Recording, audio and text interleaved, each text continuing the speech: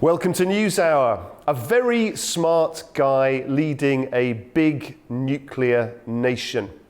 Which world leader springs to mind when you hear that description? Well, those words of admiration were expressed by US President Donald Trump yesterday. Not about President Emmanuel Macron, Prime Minister Keir Starmer, or even President Putin. Rather, this was Trump's tribute to North Korea's Kim Jong-un. In diplomatic circles where words are ruthlessly scrutinized, this was seen by some as a signal of a door opening for renewed dialogue. But this isn't just nostalgia for summit season. There's timing and strategy at play. With North Korea edging closer to Russia and China and whispers of Kim attending Moscow's May parade, Trump's sudden outreach feels more like a preemptive move than a peace overture. His remarks, laced with references to their past meetings and his infamous little rocket man jabs, suggest a calculated pivot back to high-stakes diplomacy.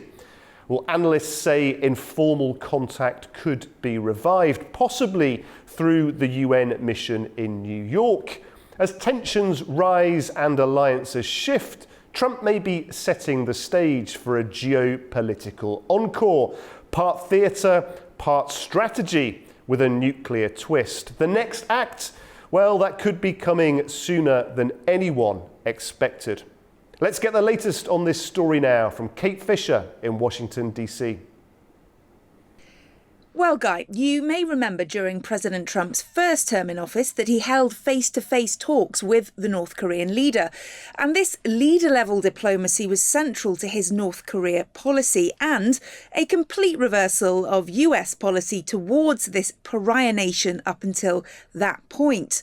Those discussions ultimately collapsed. But now Donald Trump's indicated a willingness to reach out again for renewed talks during his second term. And on Monday, he said that he and Kim Jong-un would, quote, do something at some point, reiterating that he has a very good relationship with him and he called him a very smart guy. When asked if he has plans to get in touch with Kim, President Trump told reporters that, quote, there is communication. I think it's very important. Well, analysts have said that Trump's suggested outreach may be aimed at trying to prevent Pyongyang from tilting too far towards Russia or China. But it could raise fears in South Korea, which has said that Trump's suggestions that North Korea is a nuclear power does not mean that the US accepts Pyongyang having nuclear weapons. Well, let's get some insight now into how Pyongyang perceives future US relations and speak to the Newsweek columnist and contributing editor Peter Roth. Peter, thanks for joining us. Give me your reaction then to these comments and how do you think they will be received, in particular south of the border in Seoul?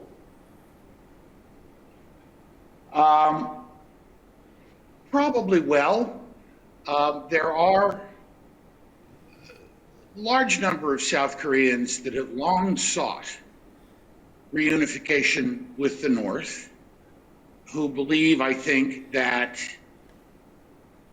if it could be achieved, the North Korean system would rapidly collapse under the weight of South Korean commercialism. But I think for global strategic reasons, a new rapprochement between the United States and Pyongyang is important because we know that the Kims have had a desire to dominate the region, if not the world, and are trying to obtain weapons of mass destruction and the means to deliver them that would allow them to threaten global shipping, important trade routes. Our allies in South Korea, Japan, Vietnam, Thailand, and our economic adversaries, including, if they chose, the People's Republic of China. Peter, let's talk a little about tangible outcomes. What do you think a renewed round of Trump-Kim diplomacy could actually achieve? I think that it lessens the tensions. It depends a lot, frankly, on what I believe that Trump believes is his tremendous personal charm and persuasive power. He thinks that by sitting down, talking face to face with the dictator of North Korea, that he can achieve something. I mean, remember in the first administration, they met at the demilitarized zone, and Trump crossed without a visa into North Korea. He turned around and came back, but he actually set foot in North Korea. He's on a charm offensive. I think that he believes he has a vision for what North Korea could be, much like he has a vision for what the Gaza Strip could be, that ought to be exciting for the political leadership in both cases. I think that he underestimates the importance of ideology in cause commitment in both those places. I mean, let's face it, you got to be crazy to want your people to live as the people of North Korea live. You really have to be driven by something other than basic humanity and dignity to allow the North Korean system to persist if you're the one in charge of it. And in terms of those other big actors, Russia and China, how do you expect this situation to impact that dynamic? Do you think Pyongyang is going to look to use this opportunity to deepen ties with those two giant actors? I think that Pyongyang, dictator Kim, they both look for opportunities to extort, solicit, obtain the goods and services that the North Korean people desperately need, that they can't provide for themselves because there's been no industrialized economy. I mean, if we were in a race to a future that looked like the Stone Age, North Korea would have a big advantage over everybody except Afghanistan, because they've never progressed into the industrial era. They don't understand about peace, prosperity, higher living standards, all the things that the free market system has produced in the post-World War II era for so much of the globe.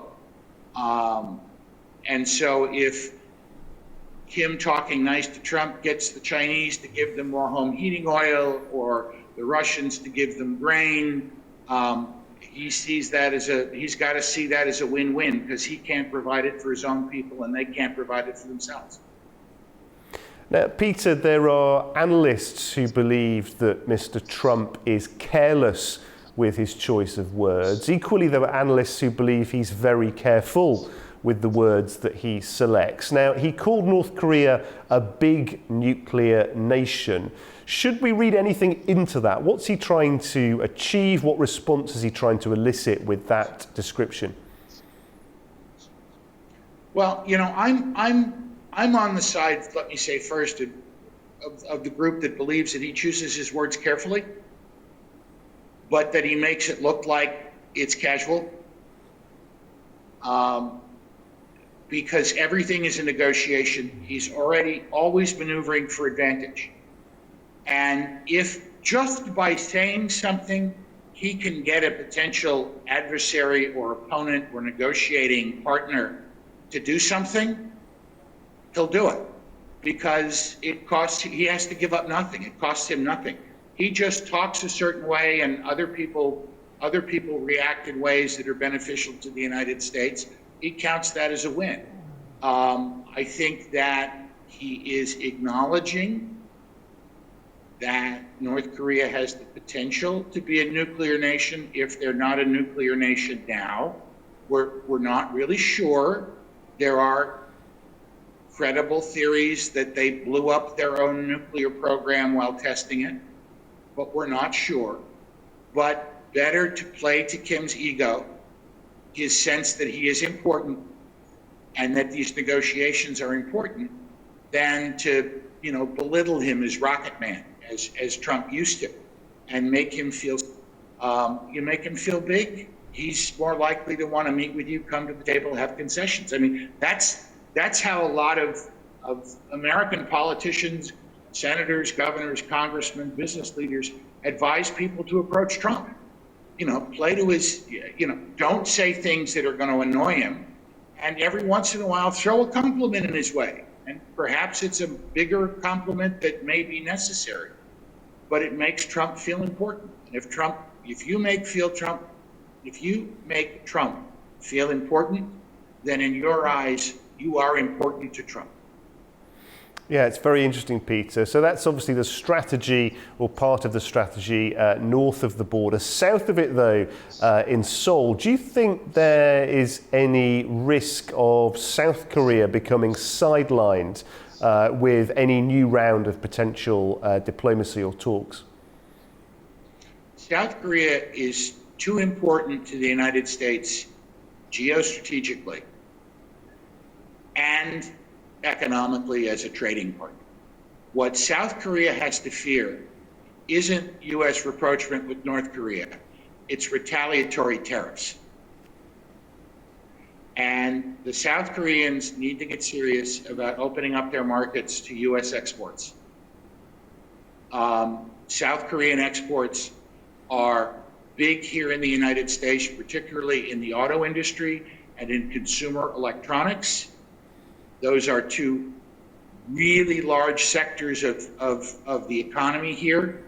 And I believe President Trump thinks that it's easier for the South Koreans to sell their stuff here than it is for us to sell our things in South Korea. And if that doesn't change, they're going to get hit with a reciprocal tariff. That is a much bigger danger to the South Korean economy than conversations, at this stage at least, between President Kim and President Trump.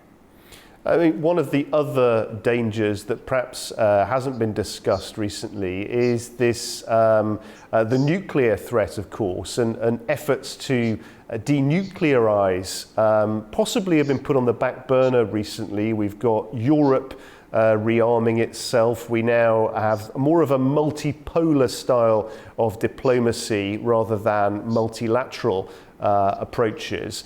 Do you think there's any danger that the denuclearization effort that has been supported worldwide, that may be diminished somewhat now? There's always a danger. The inability to persuade the Iranians to abandon their nuclear program is perhaps the biggest danger. It's not North Korea, because, like it or not, that Asia is relatively stable. The Middle East is completely unstable, and for Iran to acquire a nuclear bomb or bombs and the ability to deliver them sets off an arms race in the Middle East that I don't think anybody wants. Because if Iran gets a bomb, the Saudis are going to want to bomb. The Egyptians will then probably want to bomb. The Algerians, perhaps. And that could go badly quickly. But the other thing that we have to remember now is that as far as where warfare is concerned, the benefit of atomic weapons was their enormous destructive power in a relatively short period of time. In a world that now revolves around infrastructure so much, atomic destruction, nuclear destruction, is potentially as bad for the conqueror as for the conquered. And so biological, chemical, and cyber attacks have grown in frequency and perhaps in the level of threat, because you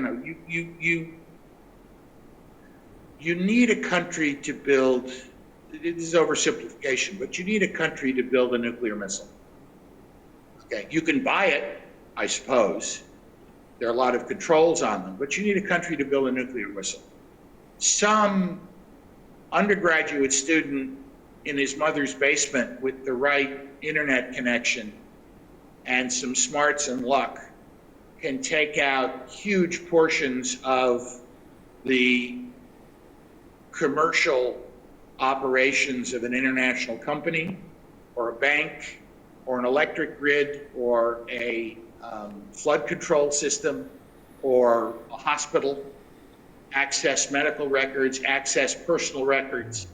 You can destroy the smooth operation of a society without destroying the infrastructure, so that if you become victorious, you can just move in and take it over and operate it on your own. And that's the kind of thing I think we need to be thinking about moving ahead in the future.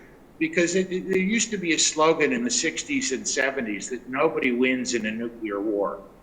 And I think we're coming to that realization that nobody wins in a nuclear war. And so we're looking for other weapons of mass destruction, other mass destruction tactics that produce cheap, quick victory on a massive scale without rendering the territory of the people who have been defeated uninhabitable for 100 years. I mean, what good is the United States to anybody if there was a massive nuclear attack on our cities? No one could live here. You could not farm in the farm belt. You couldn't use the ports. You couldn't use the roads. You couldn't access the natural resources because they'd be radioactive and dangerous. But if you were to shut it all down with an airburst, an electromagnetic pump or pulse, or you were to get hackers into the stock market to destroy the accuracy of the trades and send the economy of the United States and the Western world into chaos, those are readily, easily damageable, easily fixable if you know what the problem is. And if you cause the problem, you know what the problem is. Very interesting indeed. Peter, always great to speak with you. Many thanks Good to indeed talk with you. For your analysis. Peter, thank you very much indeed.